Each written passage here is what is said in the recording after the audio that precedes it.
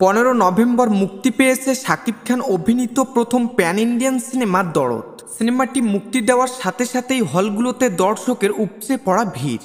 সিনেমাটি দেখে শাকিবের ভক্তরা পুরাই মুগ্ধ। দরদ দেখে অনেকেই বলছেন সিনেমাটি সত্যিই অনেক ভালো ছিল। সিনেমায় বউয়ের প্রতি ভালোবাসা ফুটিয়ে তুলেছেন শাকিব খান। সিনেমাটি দেখে এক মুহূর্তের জন্য চোখ ফেরানো যাবে না। আর অনেকেই বলছে এই সিনেমায় শাকিব খানকে একদম অন্যভাবে ফুটিয়ে তোলা হয়েছে। এরকম কাহিনীতে শাকিবকে এর আগে কখনো দেখা যায়নি। সিনেমাটির গল্প শেষ পর্যন্ত না দেখলে কেউ বুঝতেই পারবে না।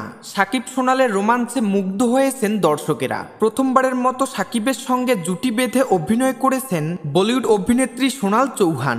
দুজনের এই মনোমুগ্ধকর রসায়ন দেখে ভক্তরা হলের মধ্যেই নাচতে শুরু করেছেন। বাংলাদেশের 84টি প্রেক্ষাগৃহে মুক্তি পেয়েছে শাকিব খান অভিনীত দরদ। এছাড়াও বাংলাদেশ, ভারত সহ বিশ্বের 22টি দেশে মুক্তি পেয়েছে সিনেমাটি। পরিচালক অনন্য মামুন বলেন, দেশের 84টি হলে মুক্তি দেওয়া হয়েছে দরদ, সেই সঙ্গে বিশ্বের 22টি দেশে একযোগে মুক্তি পাচ্ছে। আমার আত্মবিশ্বাস আছে দর্শক দরদ দেখলে হতাশ হবেন না।